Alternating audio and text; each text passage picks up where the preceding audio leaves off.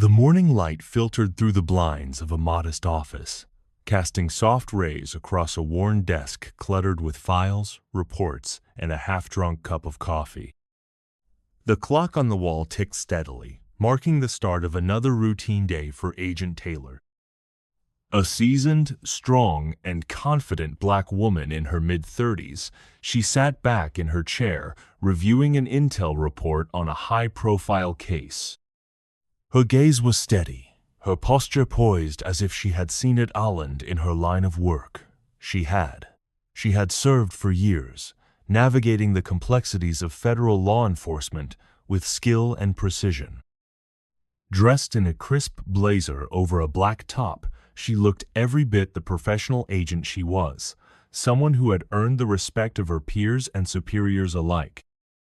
But the undercurrent of tension never fully left her. Being a black woman in this line of work meant walking a fine line, always aware of how others might perceive her. She didn't mind the challenge, though. It was just another day in the life of Agent Taylor. Agent Taylor had just closed her laptop and stood up from her desk when she heard the distant hum of sirens outside her office window.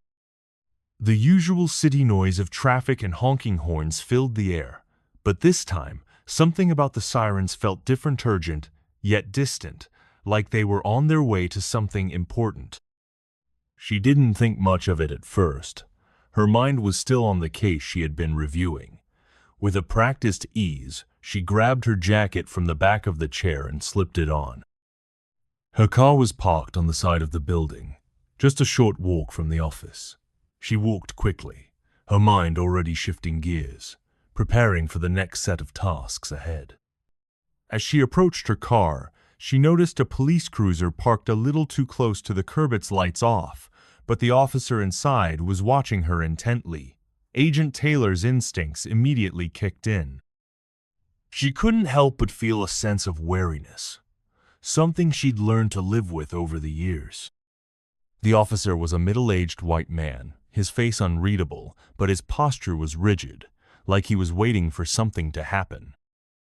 She unlocked her car with a soft click, her eyes briefly meeting the officer's through the windshield of her vehicle. A beat passed. He didn't wave or signal her to approach, but instead he opened his door slowly and stepped out. The uniform was a stark contrast against the gray concrete of the city street, his belt weighed down with equipment that seemed unnecessarily heavy for a simple traffic stop. Agent Taylor could feel the tension building in the air, though the officer hadn't said a word yet. She stayed calm. Of course, she had dealt with far worse situations, but something about this felt off. Maybe it was the way the officer was looking at her, or perhaps it was the unsettling silence between them. Regardless, she knew it was a stop. It didn't take long for the officer to walk over to her, his boots clicking on the pavement with a deliberate cadence. "Ma'am," he began, his voice steady but slightly strained. "Could you step out of the vehicle, please?"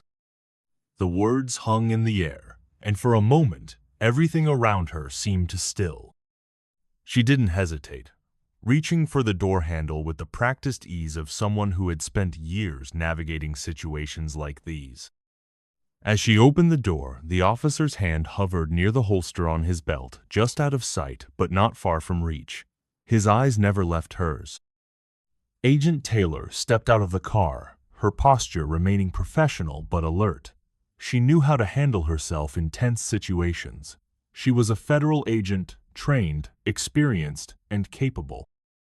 But she also knew that the game had changed in that moment. This wasn't just a stop. It was something else, something deeper, something she had feared might happen one day. "Is there a problem, officer?" she asked, her voice calm but firm.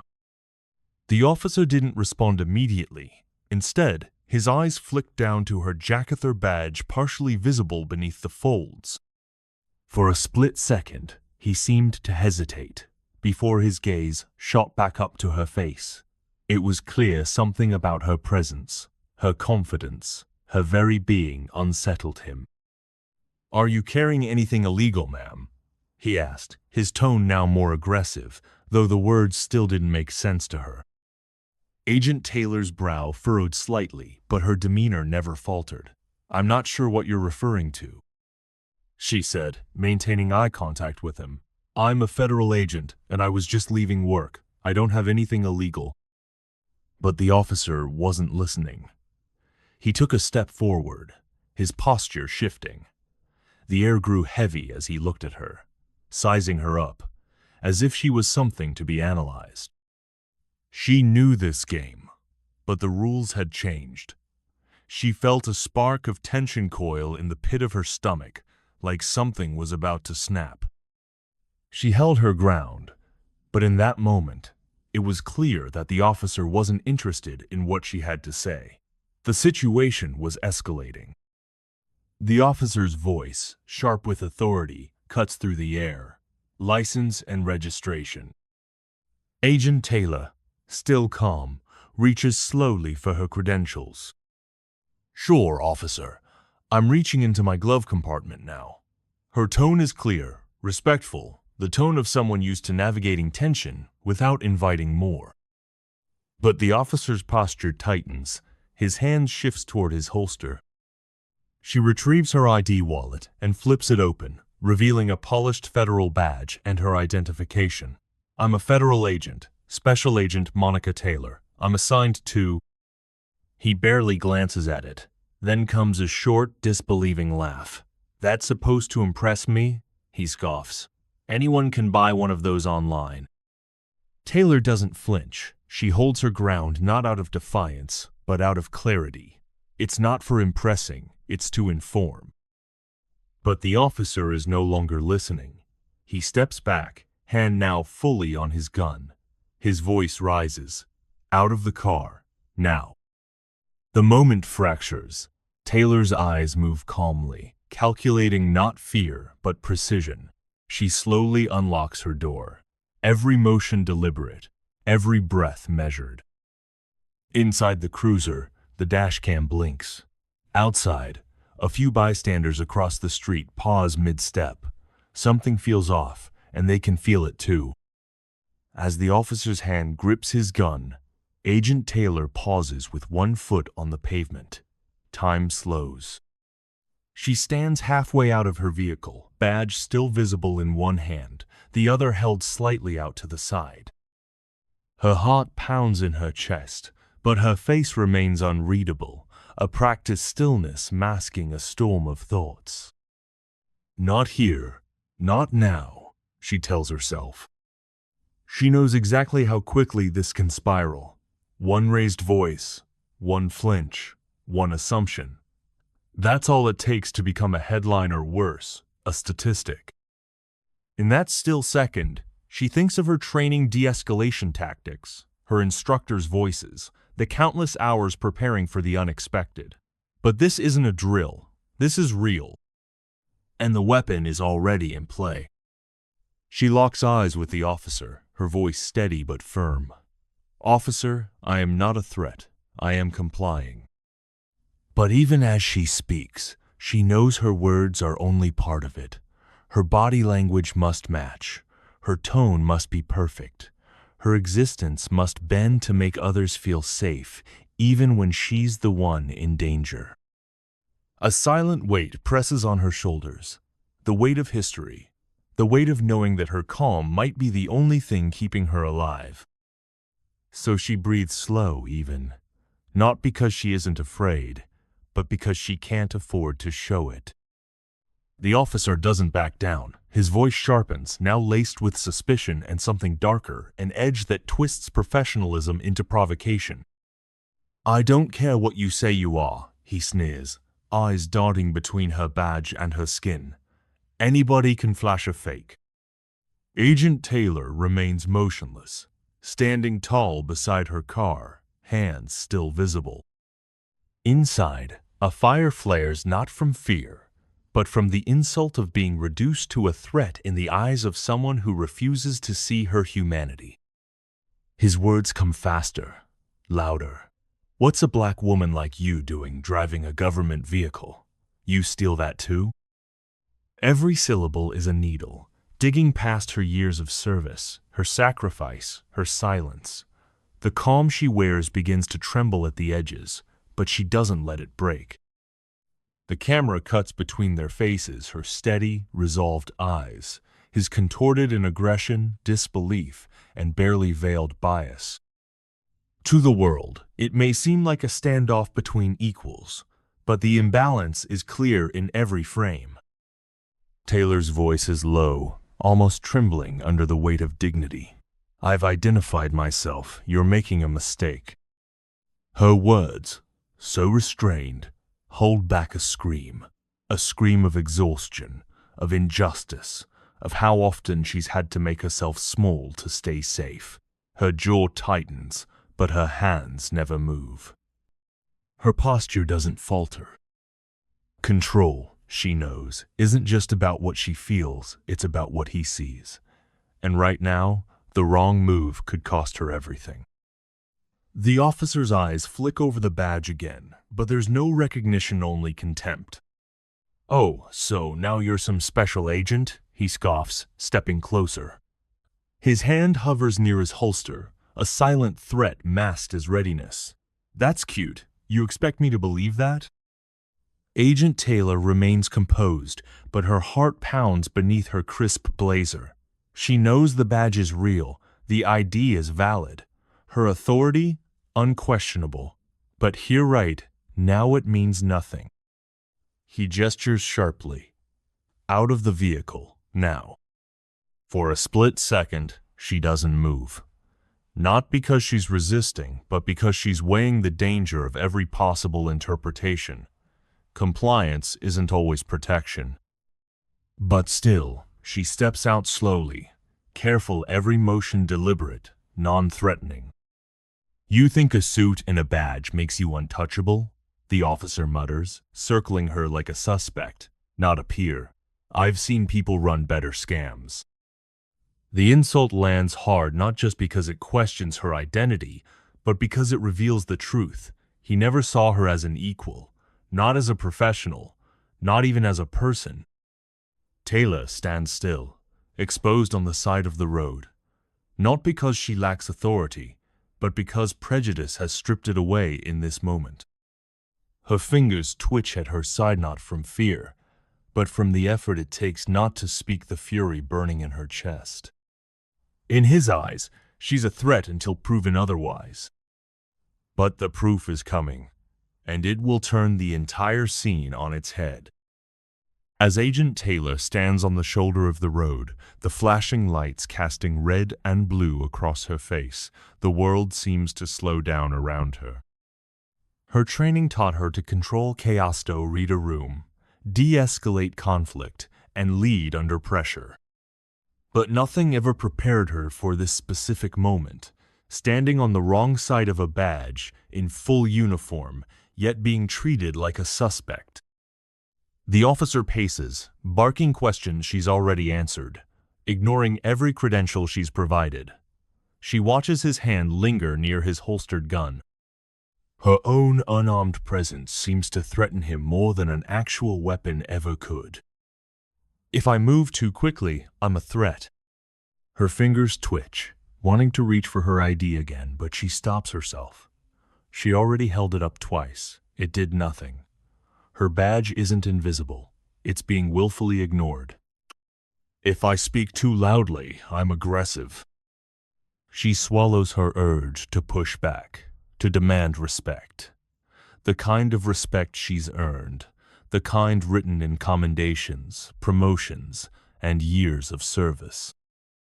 But none of that seems to matter to the man in front of her. Her breathing slows, controlled, measured, a technique from the academy, designed to calm her nerves in the field. But this isn't the field. This is a roadside power play, a standoff she never initiated, one she didn't deserve.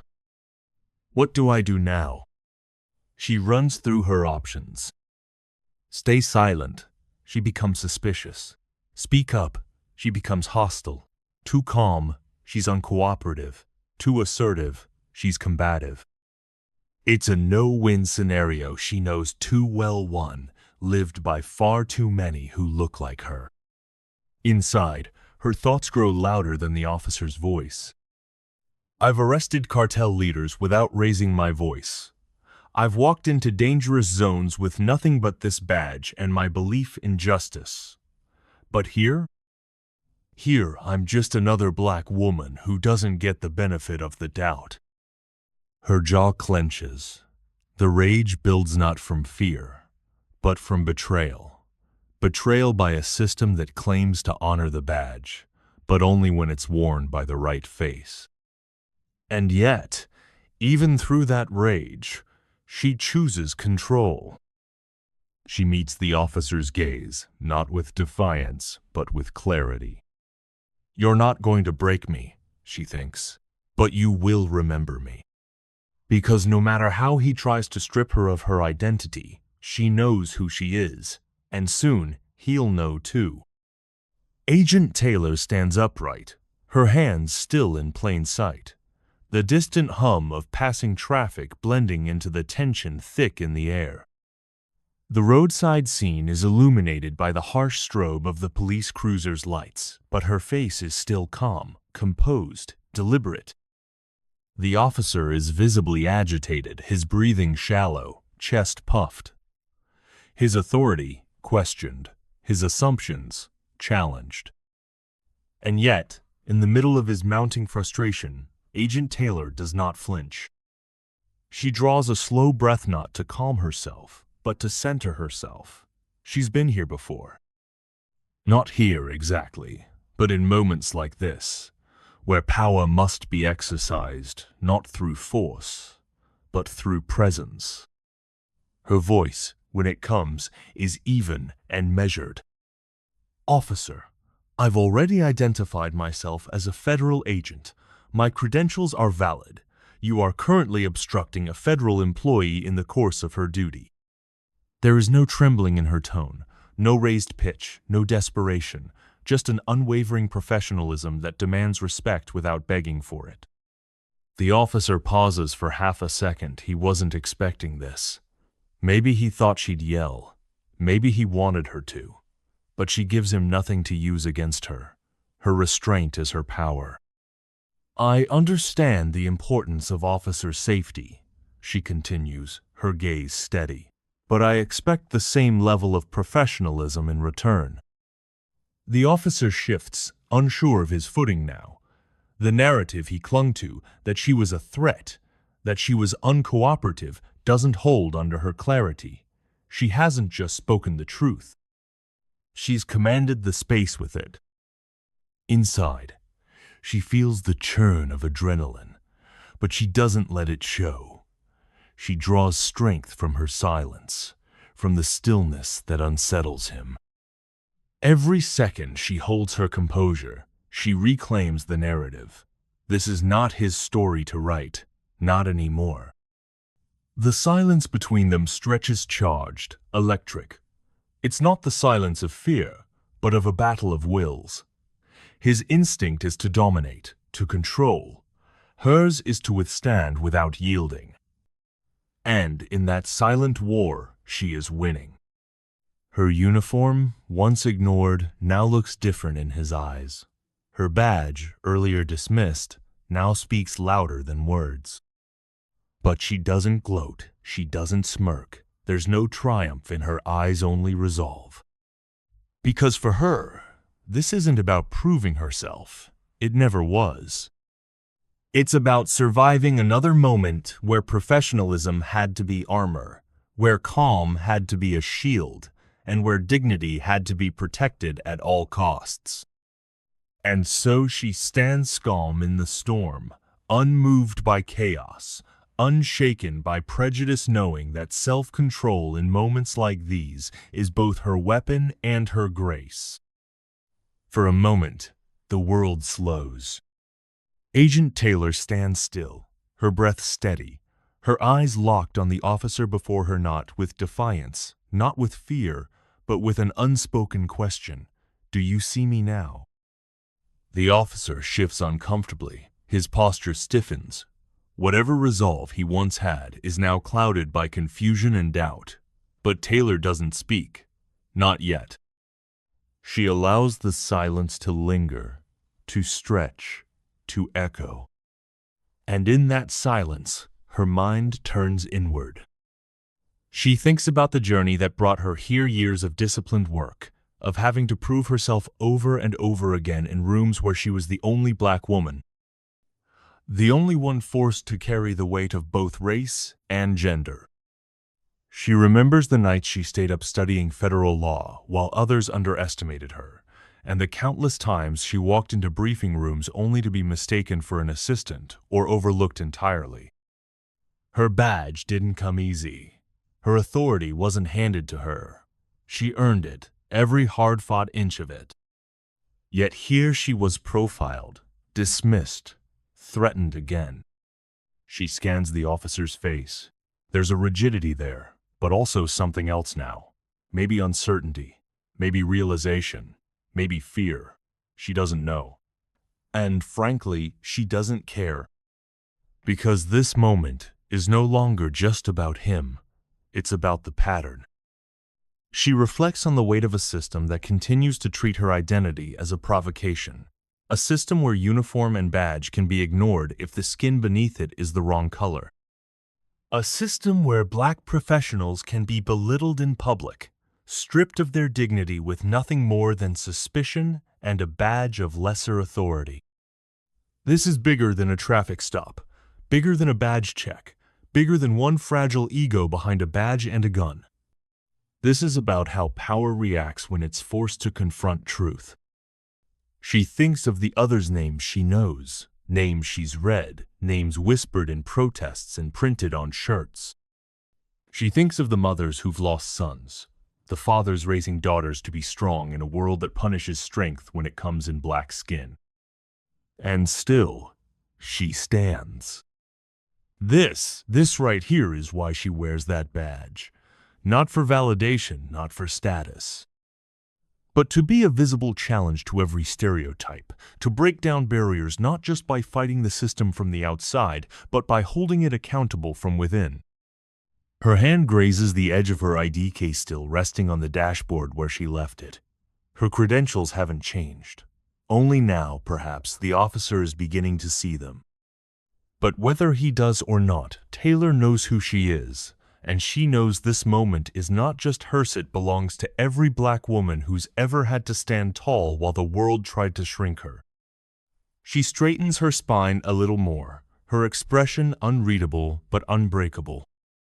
The road is quiet now. The strobe lights continue to flash, but their rhythm feels distant, detached. In that sacred pause, Taylor owns the silence. And in that silence, the truth becomes unmistakable. She is not just enduring this moment. She is defining it. The stillness that has enveloped the scene breaks not with chaos, not with confrontation, but with clarity. Agent Taylor takes a slow, measured breath. The tension remains, thick as the humid air pressing against the side of her face. The officer hasn't moved, still holding his stance like a man caught between duty and doubt. But now the dynamic has shifted, subtly, quietly, meaningfully. She knows this moment has reached a crossroads. She can stay silent and let the officer hold the illusion of controller.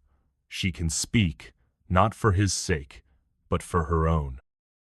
Her voice finally cuts through the air low, composed, every word deliberate. I've worked my whole life to protect people, to protect this country. Her tone is unwavering. It is not a plea, nor a shout. It is not coded in anger, though she has every right to be furious. Instead, it carries the full weight of a woman who has lived through 1,000 subtle wars of misjudgment, bias, dismissal, and silent endurance and emerged dignified every time. I've done everything this nation has asked of me, trained, served, bled. I've stood between danger and the innocent, even when they didn't know I was there. The officer shifts. He's no longer barking orders, no longer posturing. Something in her tone disarms him not because it's soft, but because it's undeniable. She is speaking truth, and truth carries a different kind of authority. And I won't let you, she continues, reduce me to a threat, just because of what you think I am.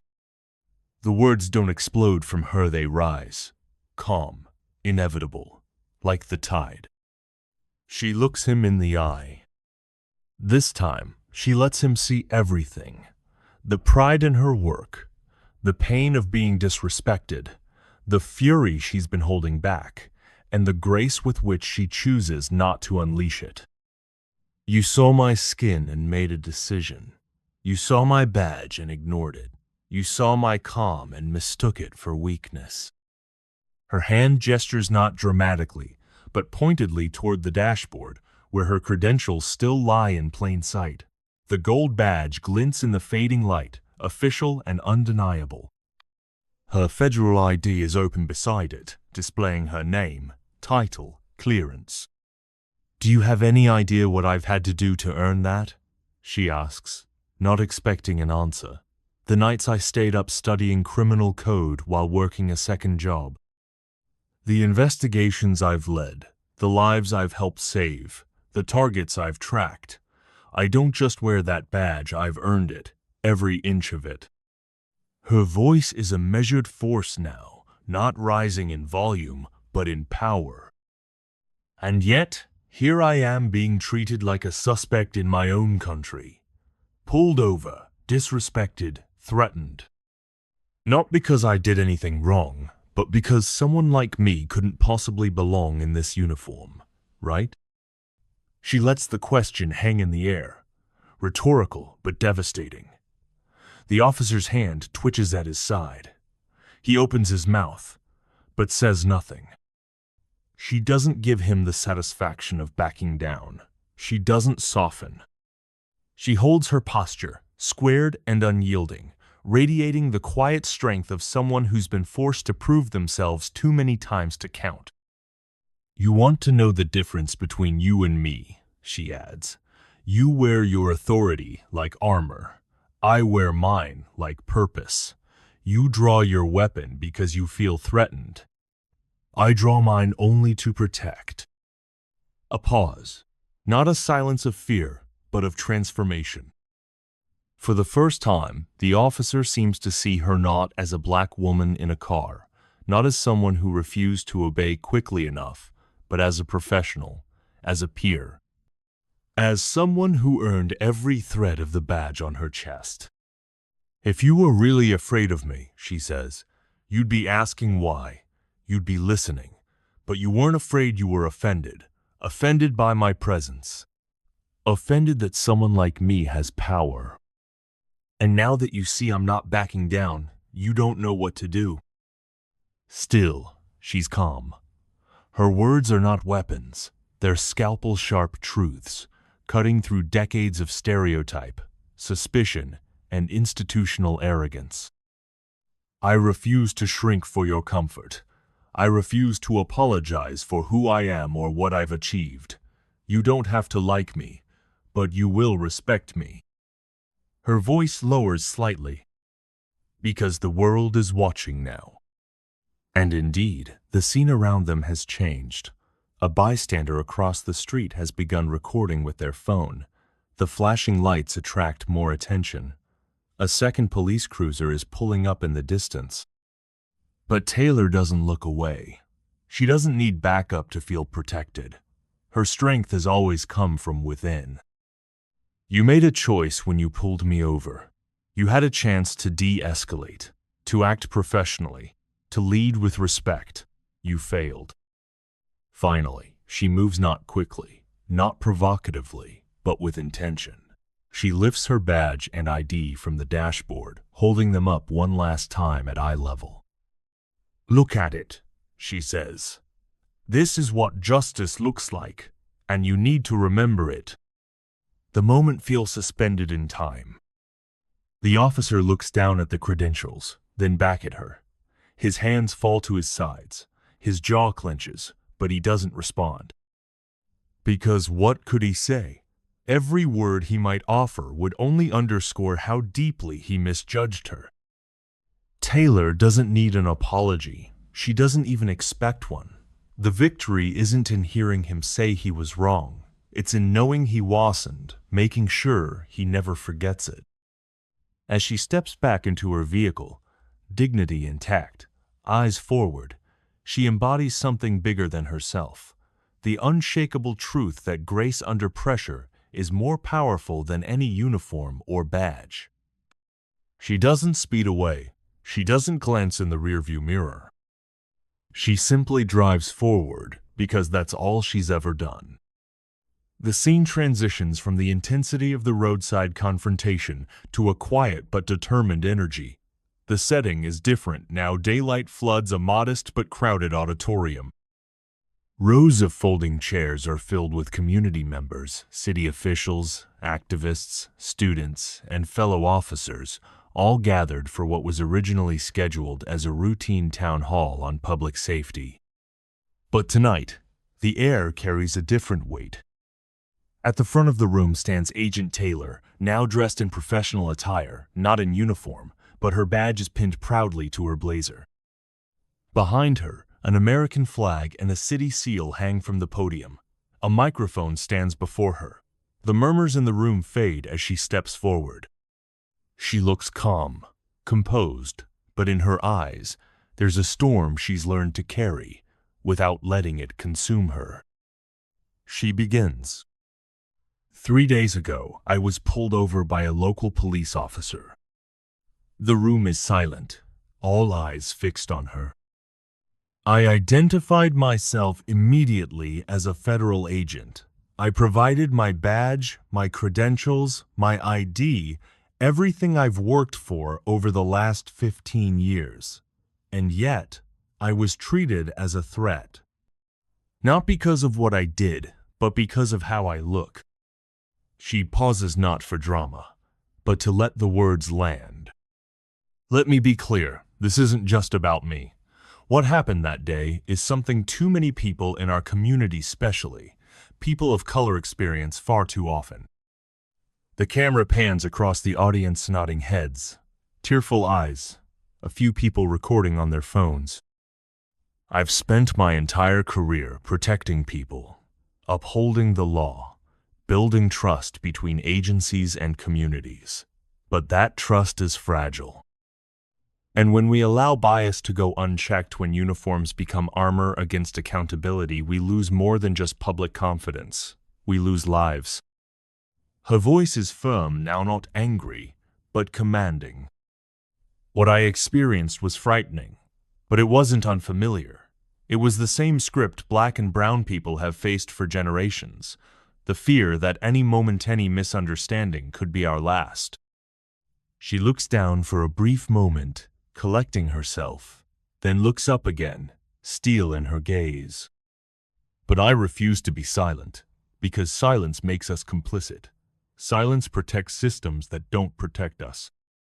A soft murmur of agreement ripples through the room. Let me say this to every young Black girl watching this. Whether you're wearing a hoodie or a badge, you belong. Your life, your dignity, your voice, they matter. No title or job can make you more worthy. You already are. She gestures toward the officers sitting near the front. To my brothers and sisters in law enforcement, I say this: we can't just be enforcers of justice, we must be examples of it. And that begins with looking inward, challenging the biases we carry. Speaking up when our colleagues cross the line. Being brave enough to do what's right, not just what's easy. A few officers exchange glances, some shift uncomfortably. Others nod, visibly moved. Accountability is not an attack on police. It's a commitment to better policing. And if we truly believe in justice, then no one, not even those in uniform, can be above it. She steps back slightly, her voice softening. That day could have ended very differently. I know that. Many don't get the chance to tell their story. The weight of her words settles over the room. But I did. And I will use that voice not to incite fear or division, but to demand better, for all of us. She closes her speech with one last powerful statement. Change doesn't begin in a courtroom or a press release. It begins right here with truth, with courage, and with the willingness to see each other as human. A beat of silence. Then applause erupts, not performative, but full of emotion. Some people rise to their feet. Others wipe their eyes. Agent Taylor steps down from the podium not as a victim, but as a leader. As the applause begins to die down, Agent Taylor stands tall, her gaze unwavering, still filled with quiet intensity. The room is still, but there's a palpable energy in the air, something charged with the understanding that her words have transcended a simple public address. They've touched something deeper. She lifts her hands slightly to quiet the murmurs, a signal to the crowd that she's not done. She looks around at the faces before her, hopeful, the skeptical, the curious. The weight of the moment hangs in the air. I don't hate the officer, she begins, her voice soft, yet resolute. What I feel is disappointment. Disappointment that my worth was questioned based on a badge I've earned, a life I've lived. Her words are deliberate, each syllable carefully chosen. She isn't angry, not in the traditional sense. Instead, her words are full of quiet strength and measured response, as though she's already turned her pain into purpose. The crowd is hanging on her every word, a collective breath held as they process the gravity of her message. I have devoted my life to justice, to protecting others. I've been called many things. An agent, a protector, a leader. But none of those labels change the fact that in that moment, I was no longer seen as the woman I am. I was reduced to the color of my skin. She pauses, the air heavy with emotion. She glances at the audience, each face a reflection of the larger community she serves, some full of empathy, some uncertain, others just beginning to understand. I want to be clear, she continues. This is not about me holding on to a grudge. It's about something much bigger. It's about the systemic barriers that hold many of us back. It's about the biases that have been allowed to fester for too long. Her voice gains strength with every word, the room slowly shifting in energy. You can see the change in their eyes. Some are nodding now. Others are deep in thought. She's making them see not just what happened to her, but what continues to happen every day in this country. I'm standing here because I have to be, she says firmly. Not just for myself, but for all those who aren't heard, for all those who live in fear every time they're stopped, questioned, or looked at differently. The room is silent now, fully absorbed. Agent Taylor's words have shifted the narrative in the room. Her strength is undeniable. With a slow, deliberate breath, Agent Taylor straightens her shoulders. The room, if possible, grows even quieter. The energy has transformed into something more purposeful, more aligned with the magnitude of what she's about to say. This isn't just about the wrong that happened to me. This isn't just about one officer. This is about the injustice that so many people face every single day. Her voice is calm, but it carries the weight of years of injustice, of unspoken truths. The truth is, the system is broken. And until we recognize that, until we confront it, head-on, nothing will change. This isn't just a personal story. This is a call for all of us to do better. Her gaze sweeps over the room, as if to remind each person that they, too, are part of this fight. If we don't challenge our bias, our own biases, we are part of the problem. Each of us, in the way we speak, in the way we act, in the way we turn a blind eye to what's happening around us. A murmur ripples through the crowd as her words settle in, hitting a chord. Some are visibly uncomfortable, but she's not here to make them comfortable. She's here to make them act. Every single one of us has a responsibility to dismantle the systems that perpetuate this discrimination. We can no longer afford to be passive observers. We must be active participants in the fight for equality. The crowd is captivated, now she has their full attention. The atmosphere is electric with the promise of change, the possibility of progress. The room feels different now. No longer a place of passive listening, but of active engagement. This isn't about one officer. This isn't about one encounter, she continues, her tone gaining power. This is about a nation grappling with its own identity, its own values. Are we the country we claim to be? The one that promises liberty and justice for all? The room collectively holds its breath. Change starts with us, each of us, every day, and I know it won't be easy, but it is necessary, and we have to begin now. Her voice softens slightly, but it's no less powerful. There is a sense of finality in her words. I stand here, not as a victim, but as a voice for those who have been silenced for too long, and I will keep speaking out until we all have the freedom to live without fear.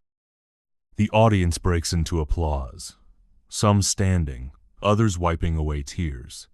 Agent Taylor stands tall, her posture reflecting the strength of her message. The fight is far from over, but today she's made sure that her voice is heard, loudly, unapologetically, and with unwavering conviction. The fallout from Agent Taylor's decision to speak out was swift and unforgiving, sending shockwaves throughout the law enforcement community and beyond. What had begun as a tense, dangerous encounter on a quiet street was now making headlines across the nation. News outlets from local to national were reporting on the incident, and the response was overwhelmingly critical of Officer Daniels' actions. In the days following the release of the video footage, the weight of the officer's misconduct became undeniable. Within 48 hours, the public pressure had reached a boiling point. Agent Taylor's courage in confronting the officer's blatant disregard for her authority and her rights had ignited a firestorm of protests, online campaigns, and public debates. The injustice she had experienced became a symbol of the larger, deeply rooted issues in law enforcement tissues that many had been pushing to address for years, but were too often ignored or dismissed.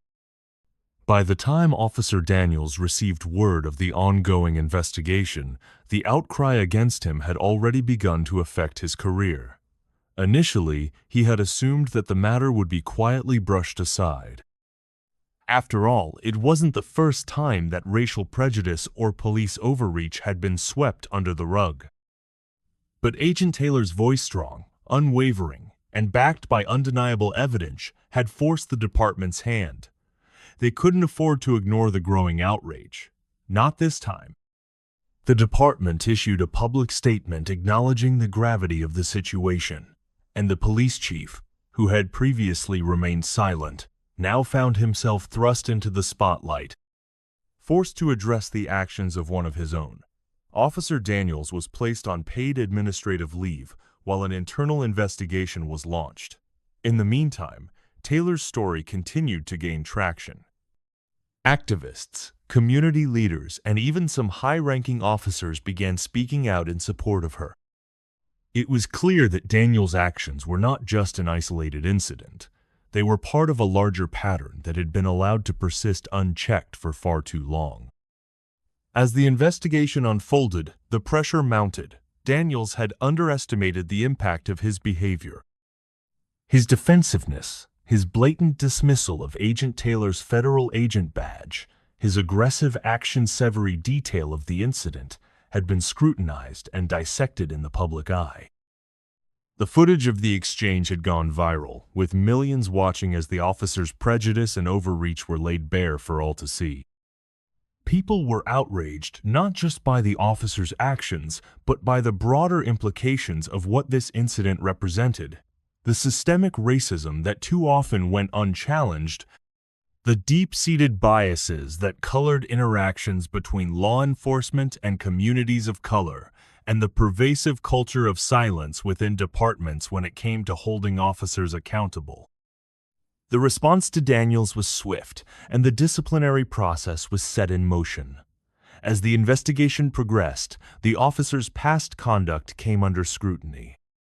His record, once considered unblemished, revealed multiple complaints, some of which had been quietly dismissed or overlooked in the past. These revelations only deepened the public's anger and further fueled the call for accountability. It became increasingly clear that Officer Daniels had been operating with a sense of impunity, assuming that his badge granted him the right to treat people however he wished, without fear of repercussions.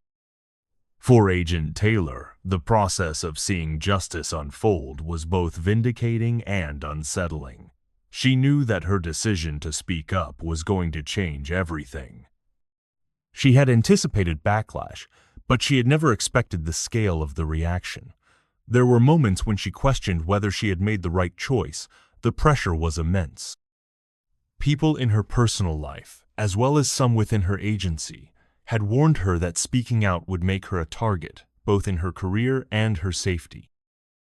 But as the days passed, she began to see that her words had sparked something much larger than just one person's fight for justice.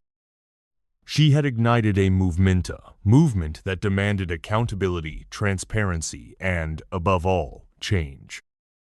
The investigation into Daniels reached its climax when it was announced that he would be suspended without pay for an indefinite period.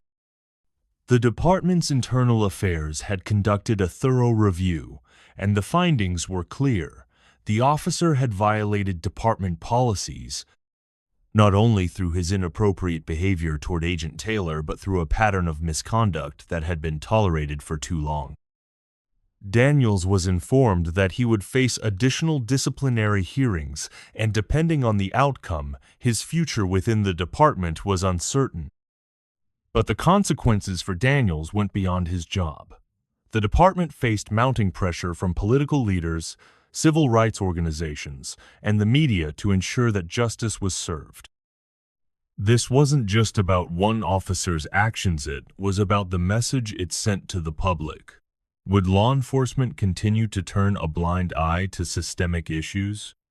Or would this be the moment where real change began? Public opinion was turning rapidly against Officer Daniels. What had once been a mostly supportive community for law enforcement was now divided. There were those who defended the officer, arguing that his actions were justified, but they were increasingly becoming the minority. More and more, people began to rally behind Agent Taylor, not just for her strength in the face of danger, but for her willingness to stand up against the very system that had failed so many.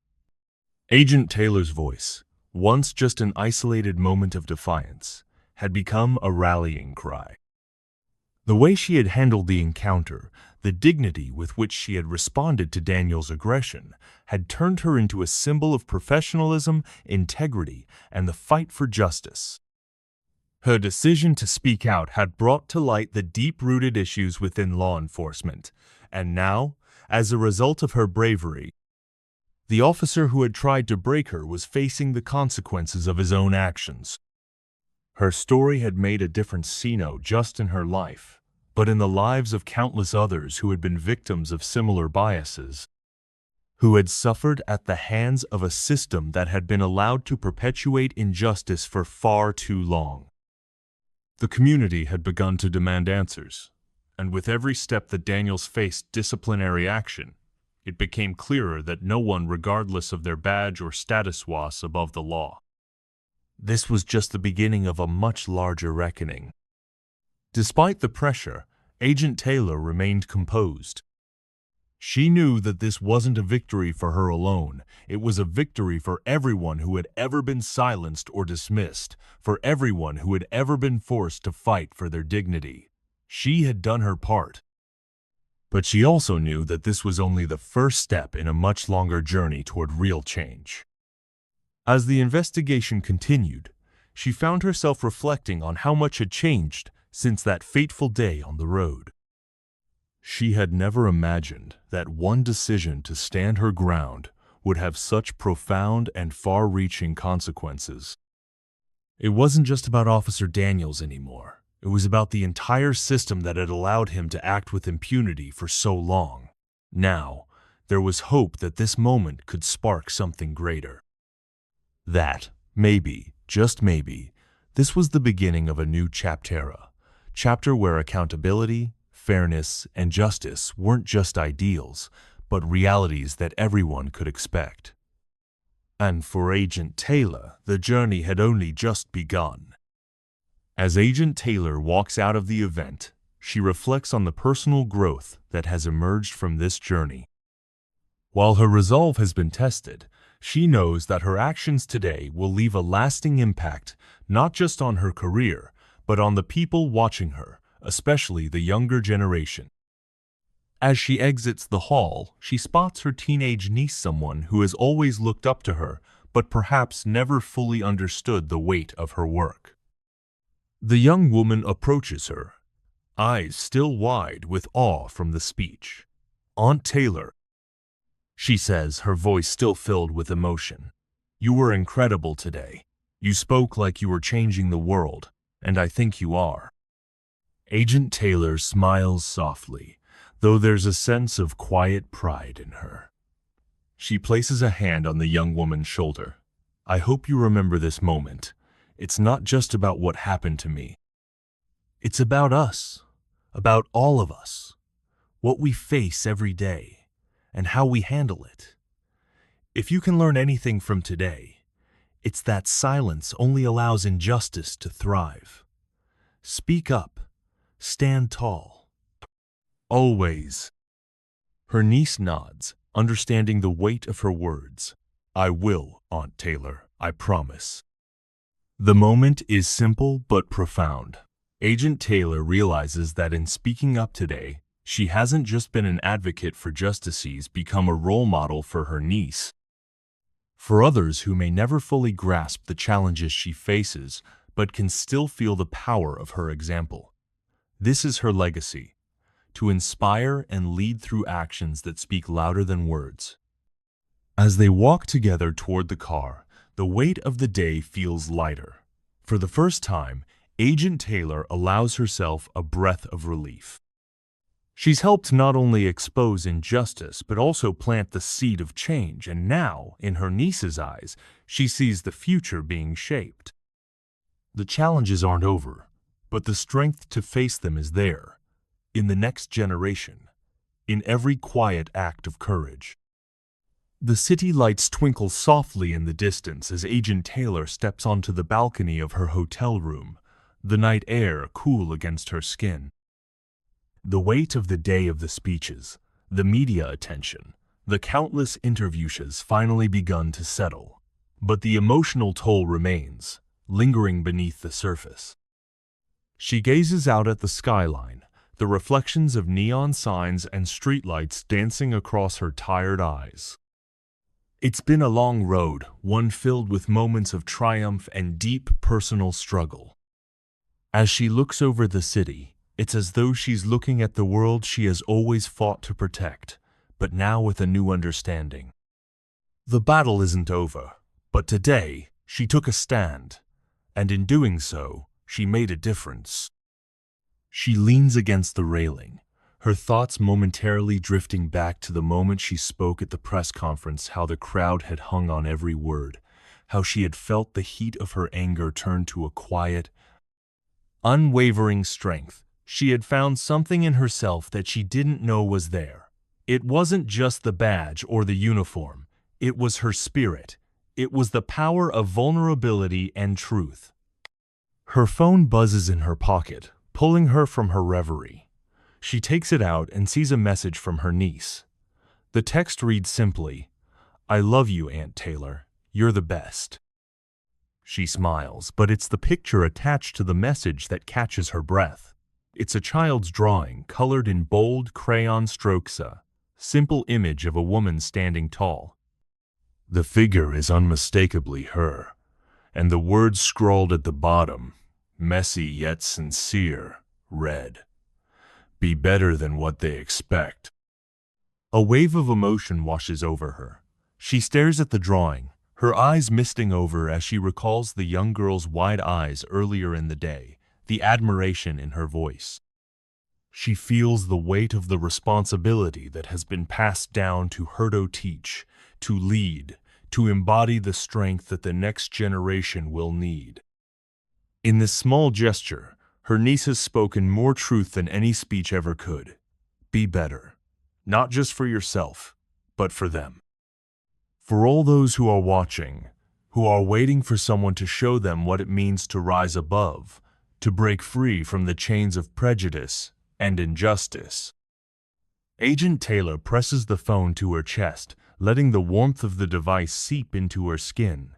She has done what she needed to do today, but this story, her story, is not just her own.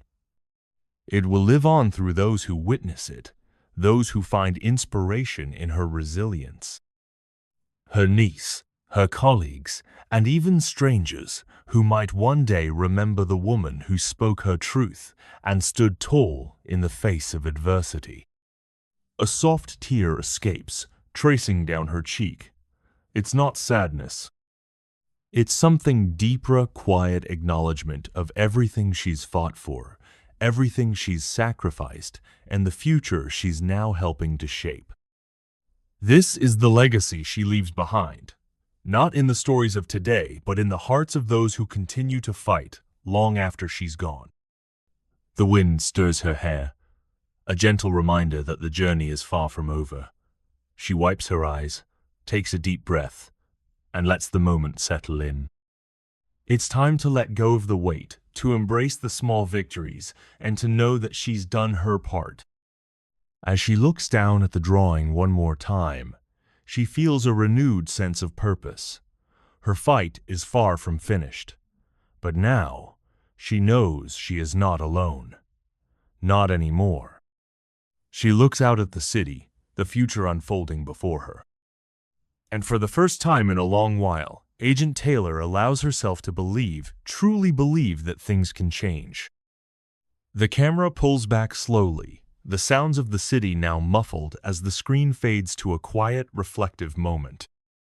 Agent Taylor stands alone at the edge of a bustling square, the day's events still lingering in her thoughts. The weight of everything she's been through, everything she's fought for, seems to settle into her bones, but there is no more fear, no more hesitation, only resolve. Across town, the officer who once mocked her badge, who once dismissed her identity and her authority, faces the consequences of his actions. The news cycle turns, and his suspension is now a matter of public record, a stark reminder of the accountability that must follow when justice is denied. His once proud posture has faltered. The power imbalance that existed in the moments of their encounter has been righted. But the true impact is not just in the consequences he faces, it's in the change that is sparked across the community. The people who were inspired by Agent Taylor's words, her grace under pressure, and her unyielding determination to stand for what's right, they are the ones who will carry this message forward. They are the ones who will pick up the mantle of change, just as she did. As the screen fades to black, we see glimpses of different people, young woman reading about the incident in the news, a child drawing a picture of a strong woman on a notepad, a colleague of Agent Taylor's nodding in quiet respect. Each person, touched by her bravery, begins to see the world through a different lens, a world where they too have the power to make change. The story ends with a simple but powerful message. Change is possible, but it takes courage to be the one who steps up. In a world full of noise and division, it is the quiet strength of those willing to stand firm in their beliefs, no matter the cost, that will create the change needed. Agent Taylor's journey is not one of immediate victory, but of resilience. She chose to rise above hate, above prejudice, and above fear. She chose integrity. And in doing so, she created a ripple effect that will continue long after the story ends. The moral lesson of this story is clear. Courage and integrity are the bedrock of true change. Sometimes the hardest part of standing up for what's right is simply stepping forward. But when you do, you not only shape the future for yourself, you inspire others to do the same.